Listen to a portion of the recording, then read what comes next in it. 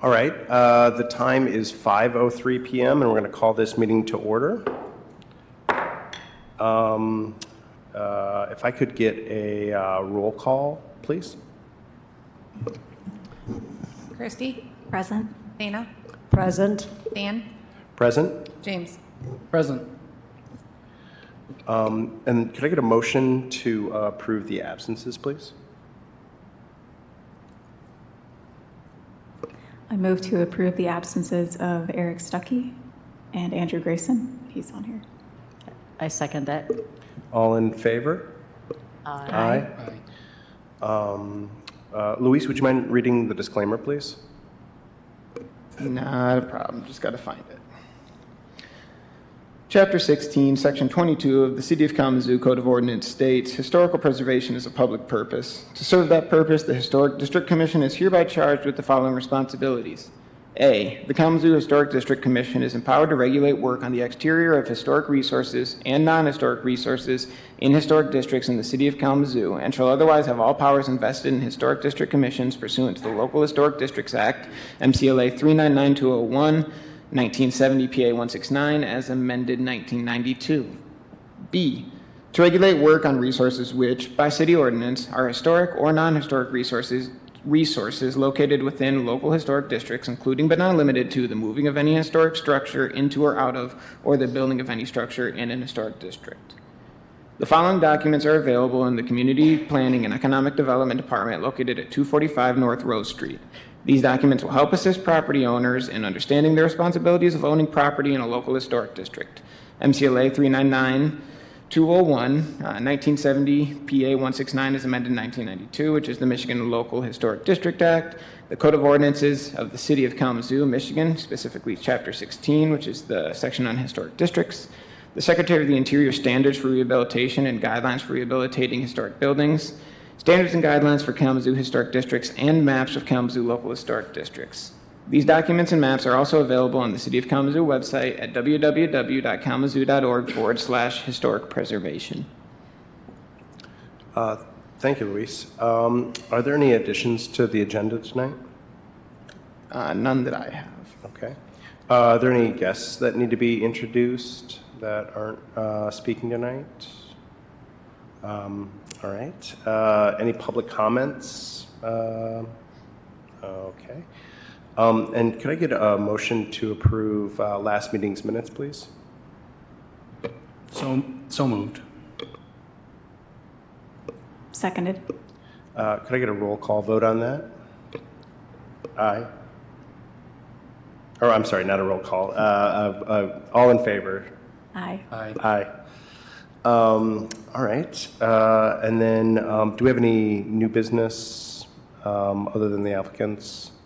No new business. I just want to say to everyone that's present here tonight, as we only have quorum at this meeting right now, that means that for a motion to pass, there will need to be a unanimous vote for that to happen.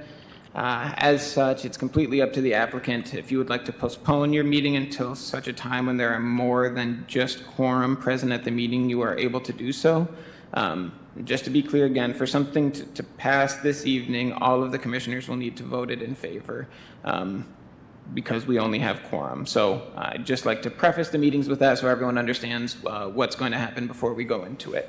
And with that, we can begin. Thank you, Luis. So we're going to start with 824 Elmwood.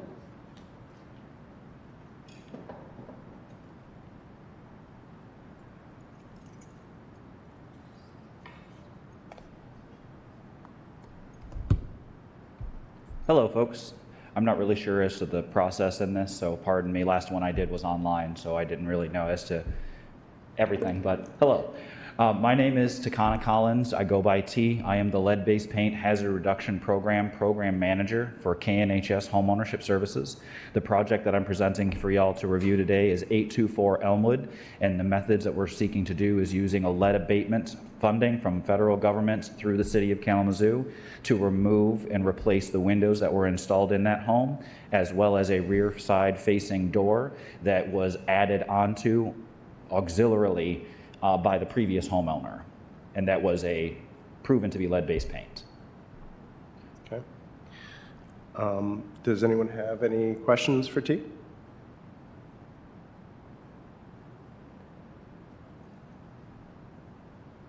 I do. So I wasn't clear from your application. Well, here's what I was clear about.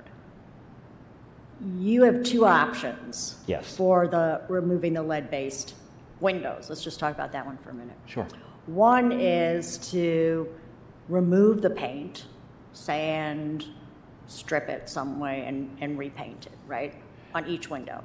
That's correct. That's That- one option. That is one option, That is correct. one option. That is the number 2 option, correct. Okay, and that is an option. And the other option is to take all the windows out and put in replacement windows. Correct, but they would not be vinyl windows for those replacements, just for clarification purposes. Okay, so can you articulate why that is your preferred option?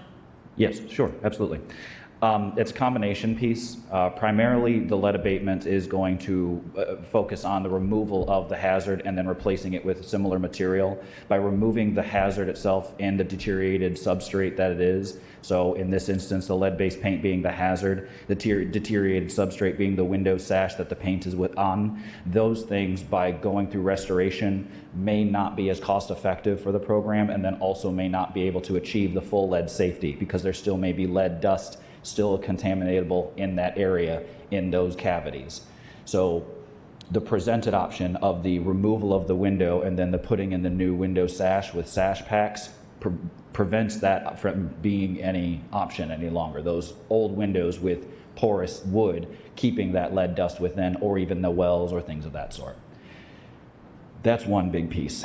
Second piece is the funding source. Being that this funding source is from the federal government, the bid that was already approved for going through this process of pricing out the removal and replacement of the windows, that has already been approved by the city and HUD for the federal funding. The restoration, that's why I'd mentioned it was option 2. It wasn't to chase you, it was more so to have a clarity as to option 1 has been approved, whereas option 2 has not. Option 1, remove and replace with similar material. Option 2, restore the windows to old style and keeping the windows that were there, but restoring them in standard quality or in historic standard quality. By doing that, by the historic standard quality, the price would jump an additional $18,900 at a minimum because of the restoration efforts that go into that is more labor intensive and also more money in regards to the materials that they would need for that restoration effort.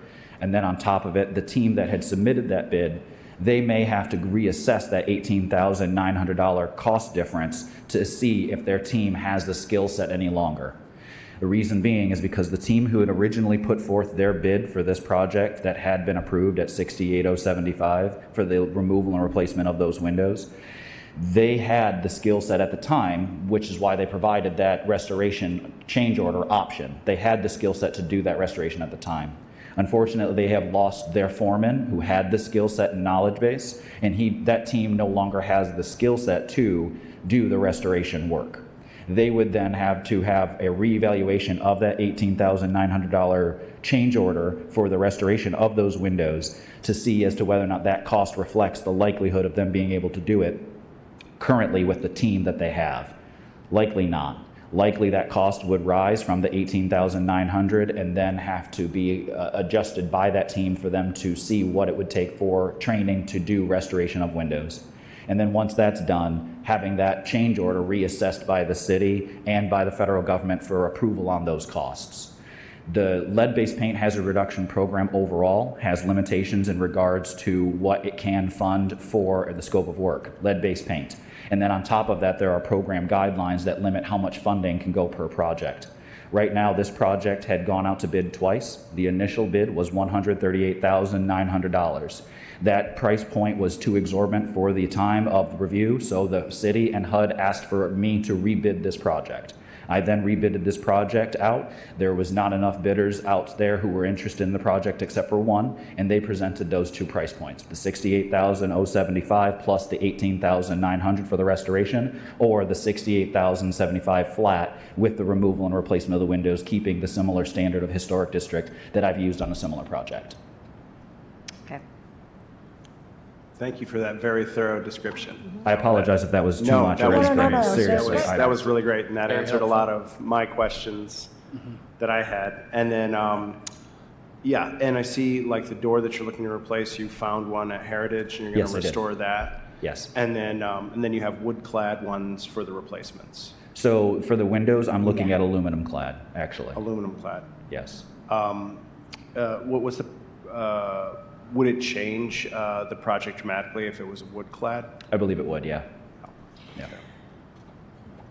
Okay, well, you realize you are before a historic commission. And I know So the our focus, yes. concern Yes. is the preserving the historic character of the property. Correct. So while I appreciate the funding aspects of it, that's really not our purview. Like, Yes. we have guidelines that we have to follow, Secretary of Interior standards for rehabilitation. So it's clear, it seemed, I mean, I looked at the property, I didn't go up, I didn't do a real thorough, I'll confess, I didn't do a real thorough examination of all the windows that I could see, but some of them do look sufficiently deteriorated that replacement might be an option. Are all of them deteriorated? Yes, the windows are in such deteriorated condition, either in the glazing or in a situation in which they have such drafting that the rehabilitation work that would go into that could not go in conjunction with the actual abatement to make it work. Like if you were to put weather stripping on that window, that right there in that would be in too much hitting the interior of that jamb that would not actually allow for that to maintain lead safety and also keep weather tight safety there. Because you're consistently creating a friction point within that there, and then if you were to have the jamb, say, encapsulated, or not encapsulated, but painted with another paint, that would then keep rubbing up against that paint and then we're creating a situation in which that well is now opening up that hazard again. And I don't know if I'd shared this, and I understand the focus of the historic district's view, and my lens is where children are exposed to lead-based paint hazards age 5 and under. So not to chase anyone's comments, it's just to state as to my focus, and I understand y'all's focus entirely. Okay, getting to the actual windows,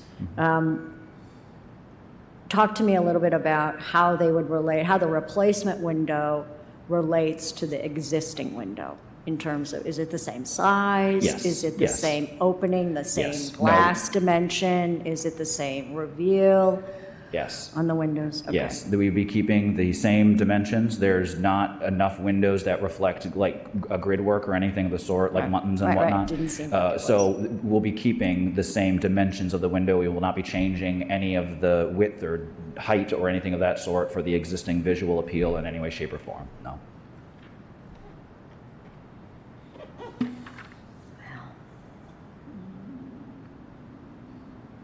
And to your question about the door, yes, that door was found at the Heritage Salvage, and I'd found that, taken pictures of that. That was an example. What the team ends up choosing will be up to them that fits the particular dimensions. And the door that is being replaced, as I mentioned, was not there initially. It was moved from the interior to the exterior, and now we're in a position in which we're solving a presented new problem that wasn't originally there. So it's building a new space for that door. Gotcha. That there's a door now, therefore. I know in your application, it talks about the nearly $19,000 for restoring the windows. And you answered the question earlier about it being a high cost difference for using wood windows instead of aluminum clad. What would that number be as like a ballpark? That I'm not sure on. That would be a thing that the team would have to assess on that. Okay. But any cost rise would then have to result in another city and HUD review process, no matter what, $1, $1,000. I understand that that's not within the concern of this historic district. But again, I mentioned that as a means to provide clarity on what this project has gone through as to also where we're trying to get to. Because this project had originally been put out to bid in October of 2022. And I've been working on this project to try and solve the presented problem since then. To which we've also added radon testing for the home as well, for healthy homes assessments. Nice.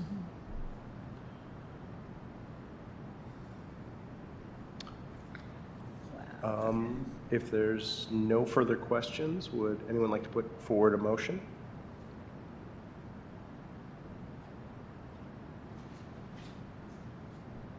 Or if you have further questions, Okay, all we right, can so, keep so going. I'm just gonna Oh, yeah. talk a little bit, sorry. All right, so our secretary, we are guided by the Secretary of Interior standards. And one of the standards is that deteriorated historic features shall be repaired rather than replaced, okay? Where the severity of the deterioration requires replacement of a distinctive feature, the new feature shall match the old in design, color, texture, and other visual qualities, and where possible, materials. So, personally, I'm not going to quibble about the level of deterioration, but I do have a problem with the replacement with aluminum-clad windows. If we adjust that to sticking with wood, would that be something, and also documentation of that and following through with that? Because I know another project that had gone through in regards to aluminum cladding in the past, and then also another project of mine, and it's not a means to comparative sorts, it's just more so to keep this thing on the rails, truly. Because unfortunately, as I'd mentioned, October of 2022 is something that I don't really want to keep looking at. I mean, I think wood is a material that's there now. Aluminum is not. Okay. I think just for clarification, so I struggled when I was putting this one together to look at number 6 for one of the standards that we're looking at, because I think that the true qualm that we have here is the, in one moment, so this is our last commissioner. Robert's Rules of Order state that commissioners can join late. They just need to be present when the vote is taken, but they are allowed to join late, just as a matter of order for everyone. Number 6, I struggled with this one because it speaks about deterioration, and that we're considering in this hearing is lead paint, which is not necessarily deterioration unless we're opening it up and we're looking at the deterioration of the lead paint. I'm not here to split hairs regarding that, but I think that you also spoke to some deterioration of the windows, so I did include it. You're also correct in that the last point in the Secretary of the Interior standard is that things should also be matched when possible with material likeness. I don't know if they've done this in any sort of hierarchy of importance when they made this rule, but I think that they spoke to things being like materials when possible. It's still there, right? They also speak about character-defining features, and this is something that I think that we've talked about a lot during the recent meetings, and it's something that you brought up with looking at muntins or things that define the character of the property. So those are all things to be considered. Another thing to look at is number 2, which talks about the historic materials of the property and the removal of them. And when we're looking at this project, I think another thing to consider, so I counted every single window in the property, and it did not look to me like it matches the number of windows that you were proposing for replacement. Is that correct? Is it every single one? I thought I counted 24, and you proposed 17 windows, I believe, for replacement. Which 24? That's the wonders, because I can think, Okay. Yeah, I just the looked at windows your that- guys' sketches and counted, so there might have been some combinations too, like maybe in the kitchen window in the rear. I don't know if you guys were going to make that bank of 3 windows into a single window when you did it. Gotcha, no, because Okay. we would address the windows that would cause friction-based hazards, so situations of casement windows or double hung or single hung because they're fixed tops and damage of that sort. Yep. So those windows that you had counted on the rear there of that 3 in the bank, 2 of those are fixed windows. Okay. Yeah, and I mean, and then I believe there's one in the stairwell as you're turning to the corner there. That's also a fixed window. I'm sorry, I'd have to No, take. and a that's moment. fine. I just wanted to make sure that we are all on the same page. So it's not a wholesale replacement. They're looking to replace the ones where there's friction points. Okay. So, and All right. the number's still going to be, a majority of the windows are to be replaced, but they're not looking to, KNHS is not looking to come through and just replace all the windows for the sake of replacing them. You're looking to eliminate friction points where there is the possibility of lead being present in the windows. And I just mean to provide this just for clarification points for the commission. I'll add that I share the same hesitance about, we want to preserve the historic features, including wood whenever possible. I'm looking at also our local historic district standards and guidelines that says for windows, if replacing the entire window becomes necessary, the following conditions shall be applied. Dimension of the windows must be retained. You already spoke to that being the case. And then the muntins, sash frames, exterior casing, and brick molds must be of material and dimensions to match the other windows in the house. And you already, the application speaks to them having matching mutton patterns and, yeah. So I'm more satisfied with that it would be consistent then, and it would also be a health and safety thing. I think that this is kind of a unique situation given all the work that you've put into it up to this point. And thinking about what would have to happen, if we were to say it has to be wood, for instance. Just trying to wrap my head around all of that. In that situation where it says whenever possible, I'm wondering if maybe it's not possible because of all the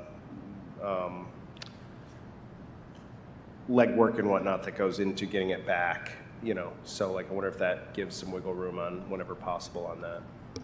My interpretation of rule number 6, where it says where possible, speaks to the technical feasibility of being able to bring something in. We could not feasibly ask someone if their house was sided in asbestos to put asbestos back up. That makes it not possible because legally that's a restriction where we could not do that. That's an extreme example. Or if there's material that's not made anymore, they would not be able to do that, is my understanding of looking at where possible. Okay, so it seems like we all want to see this project happen. If we were to approve that you replace the windows that you're requesting, but we ask that they're wood clad, could you keep moving with that? I would present that to the team that would be doing the project and say it's a yes or a no in the fashion of whether or not we move forward or not. Okay. Because frankly, again, as I'd mentioned, and again, this is not in any way to chase anybody's statements, but an additional dollar means re-review. Right. So as I don't want to have to go through that process again. We are held to a standard we have to uphold. Yes. So we're so we're kind of in the same spot. So yeah. So I would, with an approval in regards to it being wood on the exterior of those windows, I would present to the team that that's the option and only option. And then if they decide that they have to adjust their price point, then I have to do a review. And then I will proceed with that review. Okay, great. So with that information, does someone want to make a motion?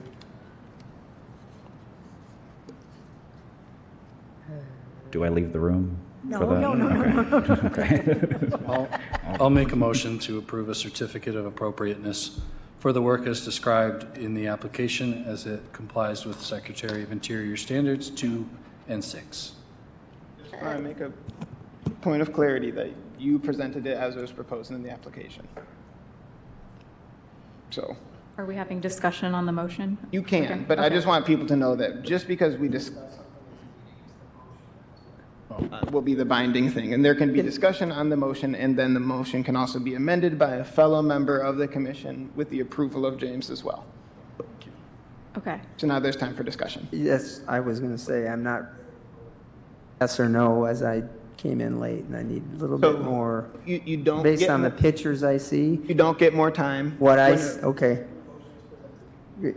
Okay. Yes. Well, then Well- I know what my vote will be. Okay. Okay, perhaps my comment will add some thought. I also take issue with the aluminum cladding, but I would be inclined to support a wood replacement. I'm not upset at all about replacing the windows. I think it's just making sure we can stay as true to what's currently there. So I guess if I may propose an amendment to the motion, perhaps we move to approve the work presented with the note that we ask for fully wood-clad windows, as that would comply with the Secretary of Interior Standards 2 and 6. Any more discussion? I don't think it's an ask. I think it's a. Yeah. All right. Motion. All right, James, do you want to reword your motion? I'd like to reword my motion to approve a certificate of appropriateness for the work, provided that the windows used are wood clad, as that would comply with Secretary of Interior Standards 2 and 6. And could I get a second on that motion, please? I'll second that. Casey, could I get a roll call vote, please? Christy? Yes. Dana? Yes. Dan? Yes. Eric? No. James? Yes. Okay, so you had a majority of the folks that voted yes on it, so that does carry for the wood windows on it. And we can certainly discuss this tomorrow as well if you'd like to. And then, since it's on there, can you guys also please vote on the door as presented as well? I'll make a motion to approve a certificate of appropriateness for the work on the door as described in the application, as that does comply with Secretary of Interior Standards 2 and 6. Seconded. Could I get a roll call vote, please? Christy? Yes. Dana? Yes. Dan? Yes. Eric? Yes. James? Yes. Okay, so that's good to go, and we don't need to review the exterior scraping work here. So the door is good to go, the wood is good to, the windows are good to go as long as they're wood clad. We can discuss that tomorrow, and we can continue to work forward with this. So thank you for coming in. Sounds good. Thank Yep, you, thanks so everyone, much. for your Of course. time. Appreciate it. Could we have 722 Eleanor, please?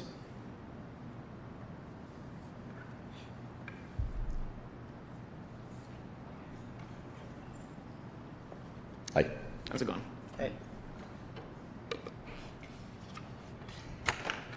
I'm here to ask for demolition of the garage at 722 Eleanor Street. I have a documentation from a licensed builder that you do not have. I just got this within the last week. So I don't know if I want to present this to you or bring this to you so you can read this. Yeah, you're more than welcome to bring it up here, and we'll pass it around.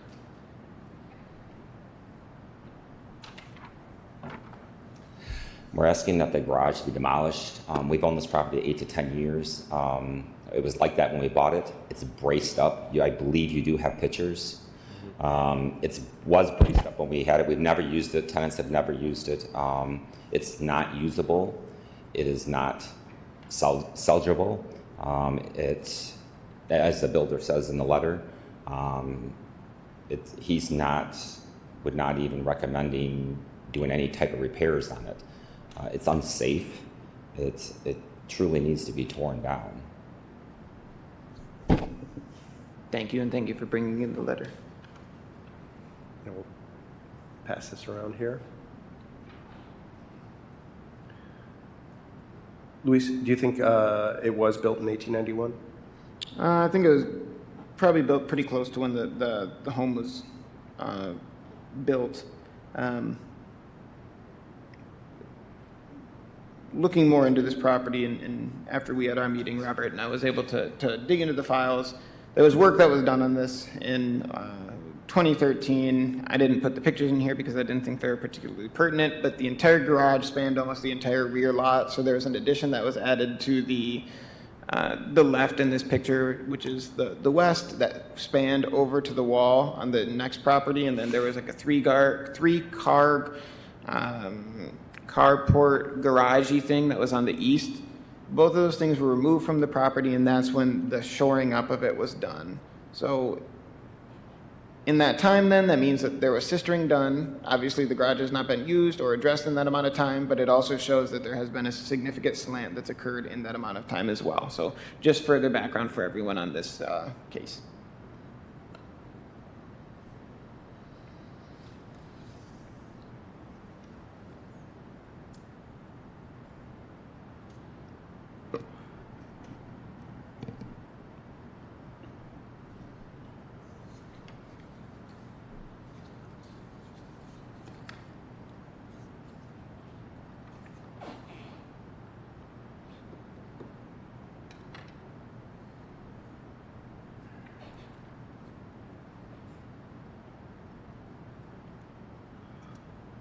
I wasn't able to go out and look at this building. Is it visible from the street?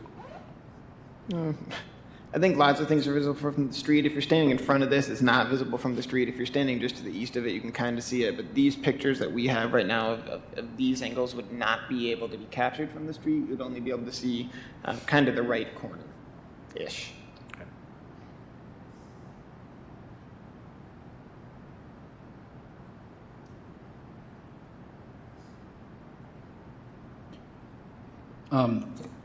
How many opinions did you get? Read the letter. Were there other builders that came out to present? I did not. I only had the one. Okay. I mean, I'm not a licensed builder myself. I mean, I'm Yeah. familiar with this, dealing Yeah. with this, buying properties. We own 10 of them. Yeah. Bought several houses myself on our own that we've lived in. But I mean, just structurally looking at it, obviously you can see that it's not salvageable. The foundation itself is cracked, and I'm sure that's part of why it's leaned or slanted one way.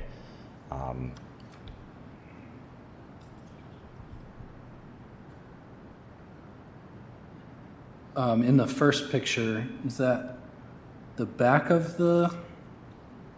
Yeah, that picture. Is that Yeah, the back so that's of the it? back of the garage. That is literally what, you're probably 6 inches from the other garage. I mean, that creates complications, one, with even tearing it down, two, with even any type of repair, if there were any type of repair, being so close to the other garage.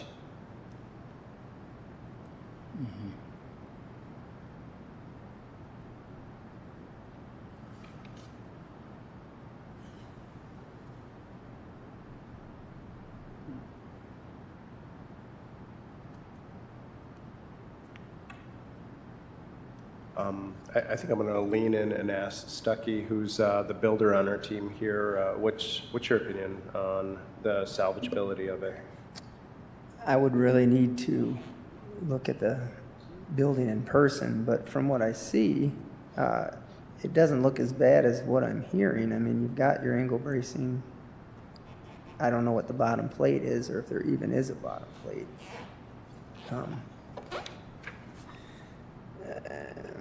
Yeah.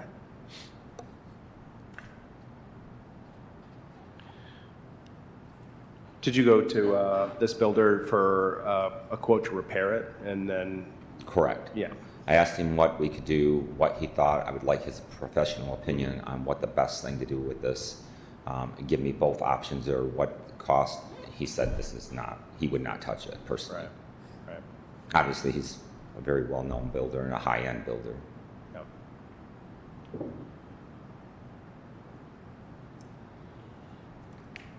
So, again, we are bound by the Secretary of Interior standards and their standards of rehabilitation. So demolition is a drastic measure and actually does not comply with any interior standards for rehabilitation. So I think that's personally what I'm grappling with right now. The local historic district standards and guidelines do permit demolition under certain conditions. And they are, the resource constitutes a hazard to the safety of the public or to the occupants. The resources as a deterrent to a major improvement program, I don't see that. And the retention of the resource would cause undue financial hardship to the owner when other events beyond the owner's control created the hardship. I have a problem here because you purchased it this way, you purchased it in not great condition and absolutely nothing to it to preserve it, which is what the purpose of the historic district guidelines are. And the other option would be retaining the resources not in the interest of the majority of the community. So those are the four things. We have to find one of in order to approve a demolition. So I've laid those four out. Can you make the best argument that you have? I believe it's unsafe. The thing could structurally fall over on a car or somebody else that's standing around it. It is truly unsafe. That's why it's braced up. You see all the braces in the picture on the inside that you've been given.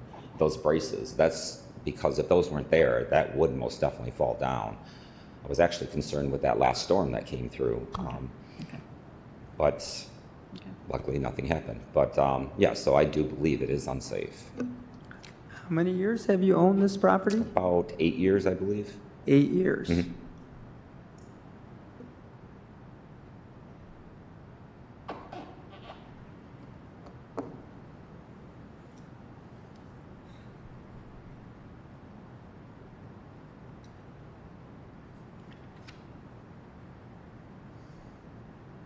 This is a tricky one Please use the microphone, sorry. This is a tricky one because, it is technically salvageable, and it is, an interesting feature of that property that, if we approve that it gets torn down, then all the people in the future don't get to enjoy it or restore it or, use it. Yeah. I'm basically echoing, excuse me, the same comments. I understand and agree. It does seem a little unsafe right now. But, looking at it, is it the most beautiful carriage house? Maybe not. However, I do find some historical significance in the fact that it is like an elegant two-story. It's not like one that was obviously built in the 60s or something, which we've, more easily okayed a demolition. I'm conflicted. Currently, perhaps leaning toward restoration, though. I don't know. I'm deeply conflicted. Honestly. And again, I just want to make sure that we are operating within our bounds. The elegance should not be considered of the carriage barn, but and you did allude the to significance. that character-defining features of the garage. Also, I want to make sure that, the issuance of a notice to proceed needs to meet one of the 4 criteria that Dana just read out.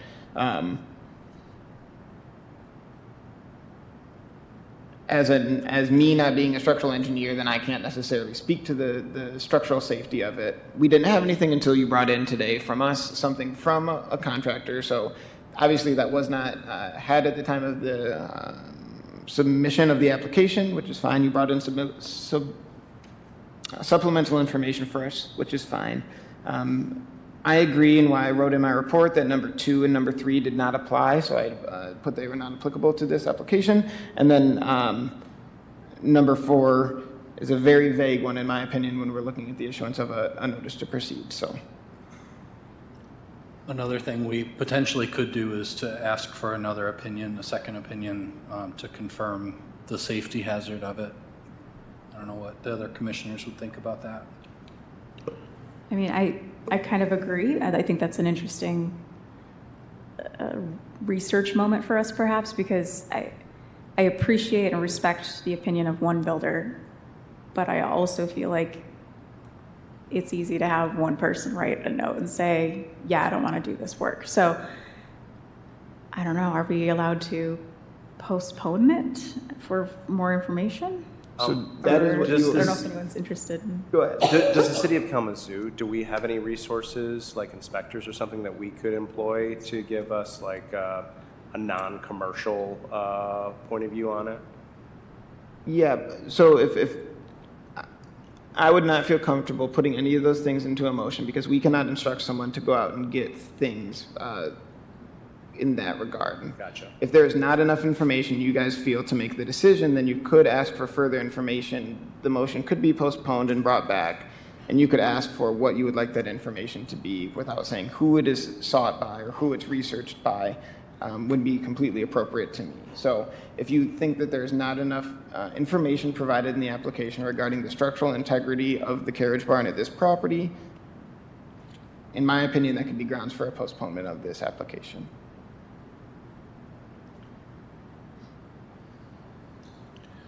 I think that's where I would want to be, is I would like another opinion, and then, the builder that you brought up is a high-end builder, and I don't think this fits in what he would normally be tackling, because this is something altogether. Yeah,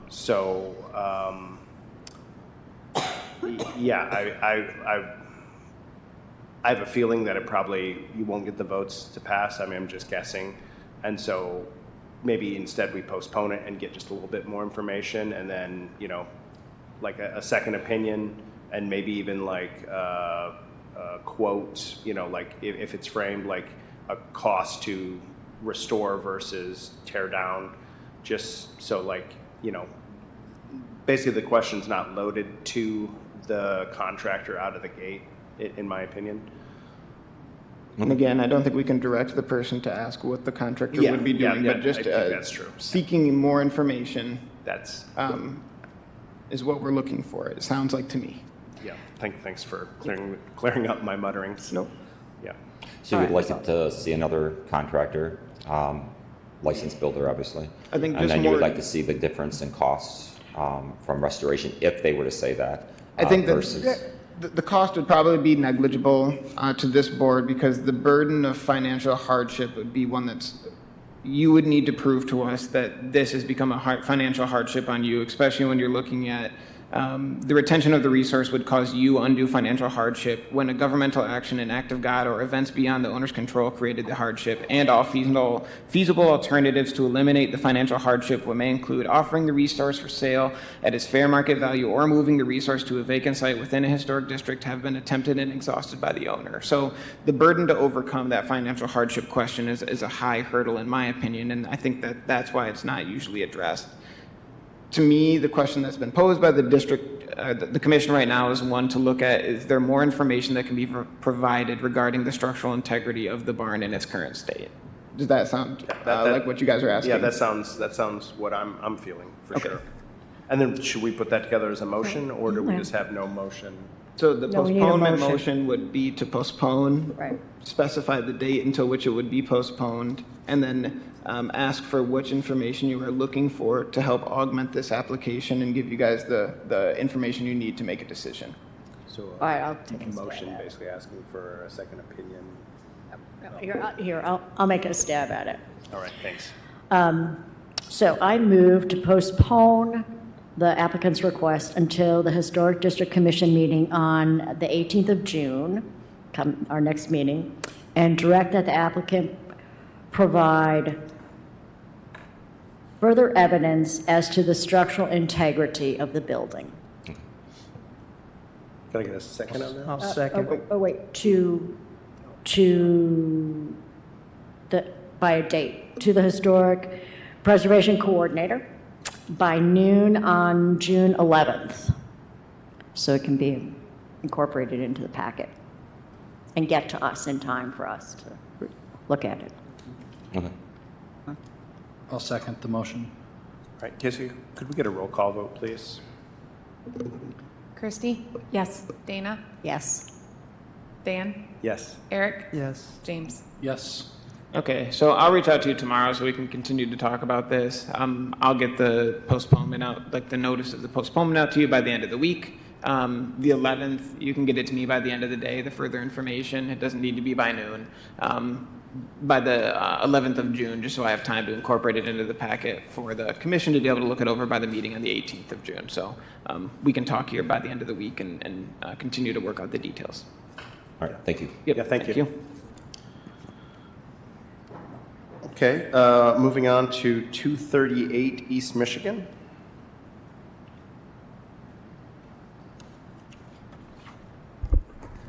Good evening. My name is Cody Newman. I am a preservation architect with Driven Design. We're located at 117 West Michigan Avenue, Battle Creek, Michigan.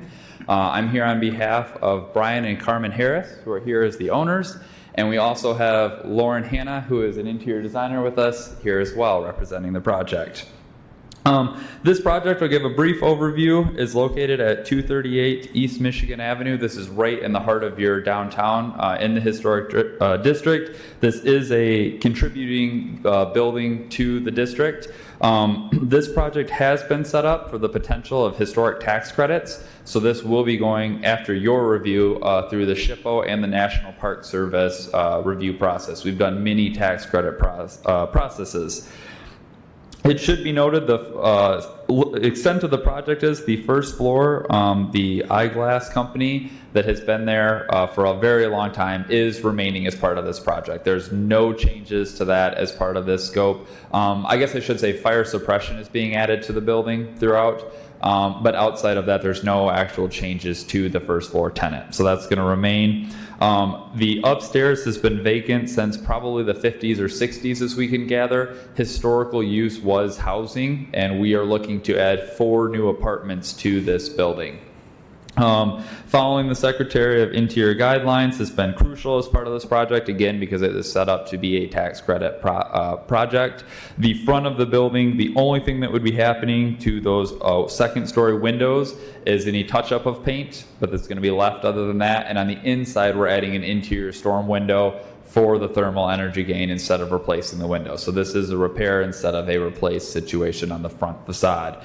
The cornice that is there is staying just as it is. The brick is actually in good condition. We've evaluated it. There's even just only minor tuck pointing if needed, if anything at all on that. So front of the building pretty much looks exactly how it is today and will look that way at the completion of the project. The alley side is where the exterior work that would be taking place on this project would be happening. As part of this, there are currently some boarded up windows on the back. There's no windows on the interior. The windows have been completely removed on that backside. It is strictly just the boards that are the plywood that is in place. With that, we did follow the preservation guidelines. If you have looked at the 1997 rehabilitation guidelines, I'm sure all of you are somewhat familiar with those outset from SHPO. I would like to draw your attention to page 33, building exterior windows of that. For replacing in kind an entire window that is too deteriorated to repair using the same sash and pane configuration and other design details. If using the same kind of material is not technically or economically feasible when repairing windows deteriorated beyond repair or completely removed in this case, then a composite substitute material may be considered. For example, aluminum windows may be a suitable replacement for historic wooden sash, provided wooden replacements are not practical and the design detail of the historic windows can be matched. Historic color, duplication, custom panning, incorporation of either integral mutton or 5/8 inch deep trapezoid exterior mutton grids where applicable, or same ratio. So what I'm trying to get at on the rear windows, we are looking at an aluminum clad replacement for those windows. We do feel that meets the guidelines as set forth by SHPO and the National Park Service. We have reviewed this with Brian, the State Historic Preservation Officer at this point, and we've had a minor discussion with Antonio, who's the national level, and he did not see an issue with it, especially being on the rear facade of this on the alley. This is a little bit tricky because the alleyway kind of acts as the second front facade in some cases.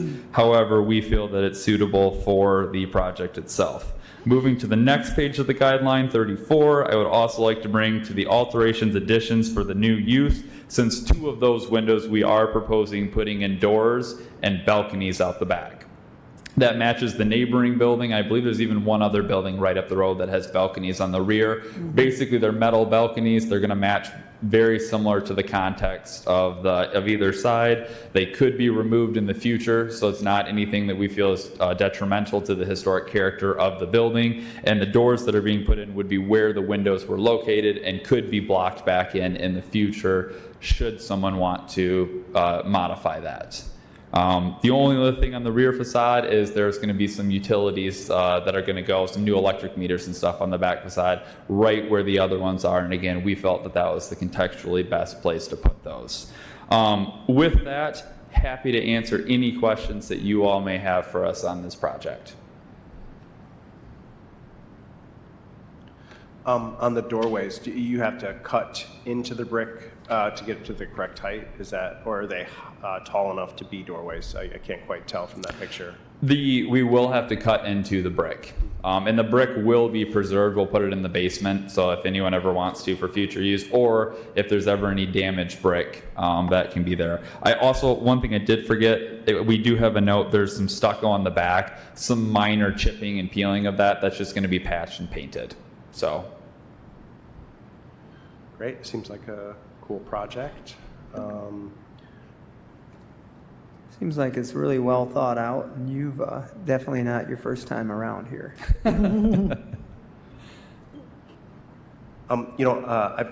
We've never approved, I've been on the balconies before. Is there anything that we should be aware of in that situation? No, I think that when you're looking at the balconies, you're going to be looking at Secretary of the Interior Standards 9 and 10, probably mostly. 9 that it should be compatible, but it should also be differentiated. You guys are proposing black steel, I believe, balconies with plexiglass as, I didn't know how to term this really, but the handrail, I guess you could say, or it's going to be the barrier, correct? It's going to be plexiglass? Is what was in the drawing at least, and if it's changed, we can Yes, discuss yep, it. So- and we did propose that. Well, hold on, sorry. Let me make sure I have that right with the detail. Yes, yep, we did have that just so that you can see through to the character of the building beyond. So it, not only does it let you see onto the character of the building beyond, but it's also clearly discernible. It's not a historic feature of the building, so it's not making any conjectural additions to the building. And then number 10 stating that things that are put onto a building should be easily removable in the future, and a balcony certainly could be easily removable in the future without inhibiting the historic character of the property or destroying any of the historic character of the property. So to me, balconies, especially when they're on the rear facade and they're not put on in a way that completely dominates the facade, which this is the rear facade. You guys are proposing, I don't know if it's going to be 1 or 2 technically balconies, but they're all on the same level, will not dominate any of the character defining features of the property. Great, yeah, thanks. Is that Heemstra Optical? Is that the building? Yes.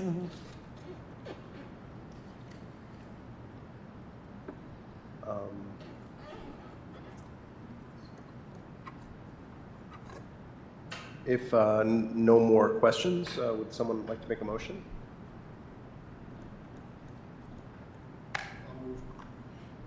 I'll move to approve a certificate of appropriateness for the work as described in the application as it complies with Secretary of Interior Standards 1, 9, and 10. Seconded? Yeah, thanks. Could we get a roll call vote, Casey, please? Christy? Yes. Dana? Yes. Dan? Yes. Eric? Yes. James? Yes. Awesome. So it all passed for you guys. Like I said, I'll get that paperwork out. I haven't said it yet, but I've said it to other applicants. Hopefully I can get it out to you guys by the end of the week, but we can also be in touch by the end of the week to talk about next steps with me.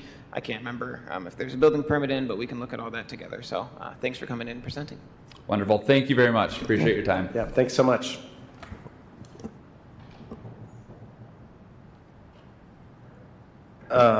Finishing up here, we've got 802 South Park.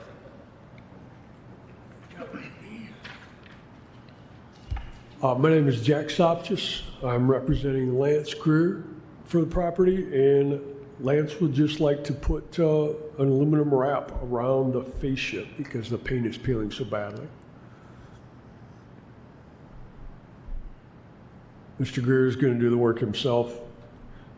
He and his handyman builder are going to do that themselves.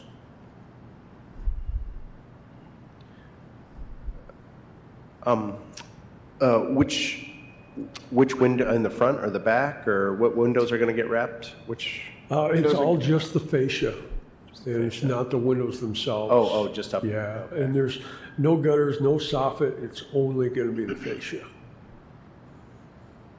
Gotcha. I guess I have a concern about mixing a modern material with the historic materials.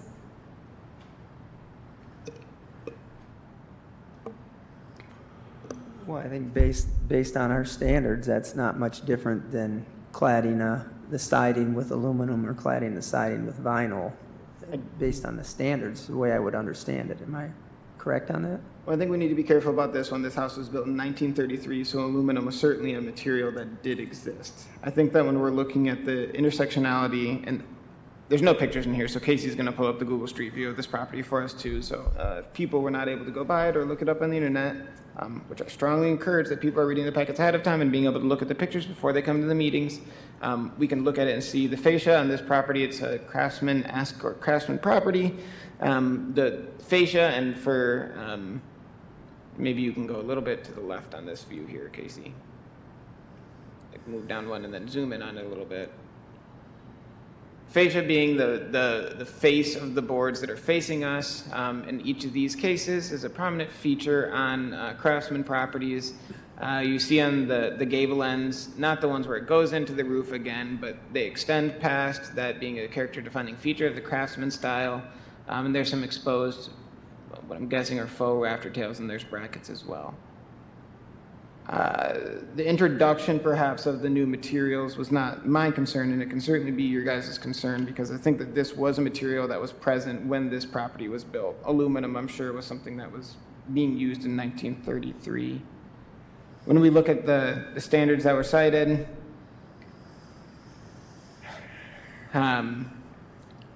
these are just character defining features of the home in wood, so perhaps not the introduction of it, but the hiding of the wooden material would be what my concern would be, which is number 2, the removal of it, and it's not necessarily the removal, but the covering of it. Number 5, the distinctive features, finishes, and construction techniques or examples of craftsmanship that characterize a historic property shall be preserved, and covering those rafters will obscure those features, and it could also lead to the potential of trapping the moisture. When I read your report, that last part was my biggest concern, was what that could do to the house as a whole, beyond just covering up a character-defining feature.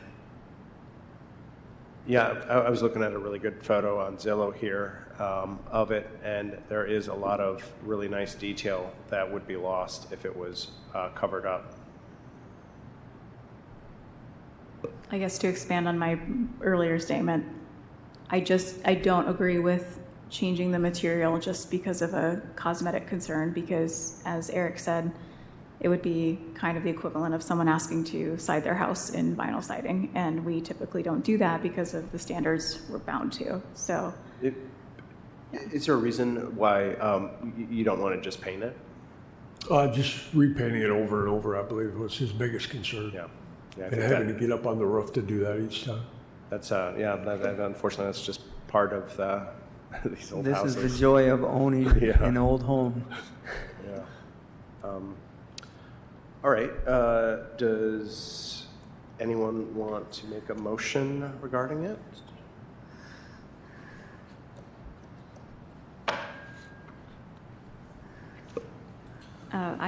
I move to deny the application based.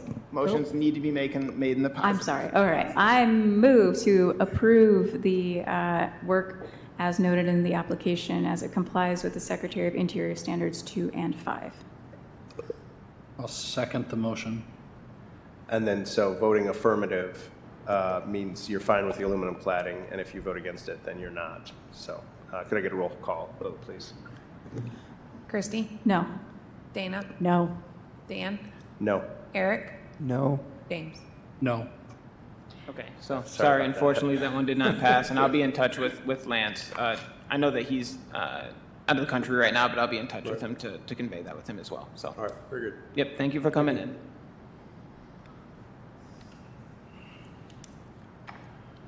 All right. Then, Luis, do you want to do the coordinators report if we don't have any others? Yeah, so I just, Can I make a comment just based on, apologies for being late, I was at my PT, but anyway. oh no, yeah. I see a lot of this, and it's like people buy these old houses, and they're in historic, and they know there's a lot of work, but then they don't want to paint them, and they don't want to repair it. And that's very offensive to me personally, because what I saw in the first pictures, those windows were fine, the wood is fine, it's just paint, and they don't want to do the work.